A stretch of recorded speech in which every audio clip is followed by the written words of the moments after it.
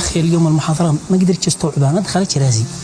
يا رجال لا تشيل شام، أنا قد لخصت وبرجع أدي هذا. الحين ايش ننزل نشرب قهوة؟ لا لين مش كل يوم قهوة. يزن كيف خرجت من السجن بهذه السرعة؟ هو أنت ايش دخلش؟ كيف ايش دخلي ونص؟ يا الله احنا والفضول. حلينا المشكلة مع أسرة أمجد ووقعوا لي على التنازل وتم هذا كله بالتراضي. متى حصل هذا؟ ما عندك أي علم. يعني ليش وكيلة آدم في عيالها أنتي؟ أيوة. يمكن ما حبوش إنهم يبلغوش، بس أهم حاجة عندي إنه تم هذا كله بالتراضي. أنا متأكدة لو حصل هذا الكلام أم أمجد ما عاد تخفش علي. خلاص ما دام أنت متأكدة من أم أمجد اسأليها وشوفي. وعلى فكرة بين أفكر أخليش المحامية حقنا حق الدفعة خاطرش. ترى أنا هذا البنت. استغفر الله العظيم. ألو خالة. حيا يا شمس. اسمعيني شي تأكد منش بحاجة. إيش من حاجة يا بنتي؟ صح إن أنتوا تنازلتوا عن قضية أمجد؟ لا تنازلنا ولا وقعنا معاهم على أي شيء. متأكدة يا خالة ما فيش ولا أي صلح؟ أيوة متأكدة. أنت لحالة.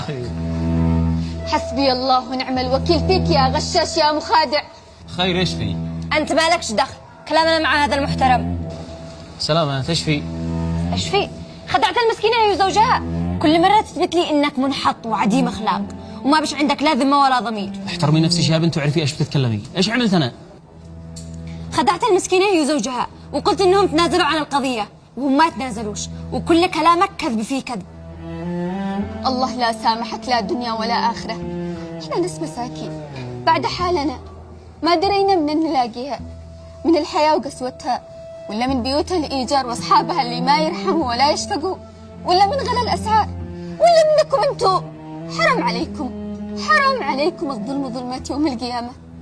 ذنب ابني في رقبتك لا يوم الدين. يا أختي صلي على النبي.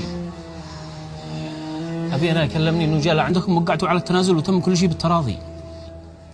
لا تراضينا ولا تنازلنا ولا حد جاء عندنا.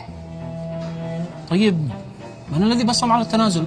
أنتوا اللي خدعتوهم، رسلتوا لهم 2 نصابين لا داخل البيت وعلى أساس إنها جمعية خيرية، جابوا لهم شوية مواد غذائية وخلوهم يوقعوا على ورقة إسلام مساعدات وهي ورقة التنازل الرسمي.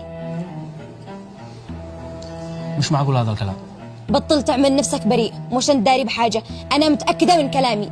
أنا أقول لك أقسم بالله ما لي علم بهذا الكلام، ولو فعلا ثبت هذا الشيء فأنا مستعد أرضيهم بالذي يشتوه، ولا ما قلت يا نادر؟ كلام يزن صح وصاحبي وأعرفه.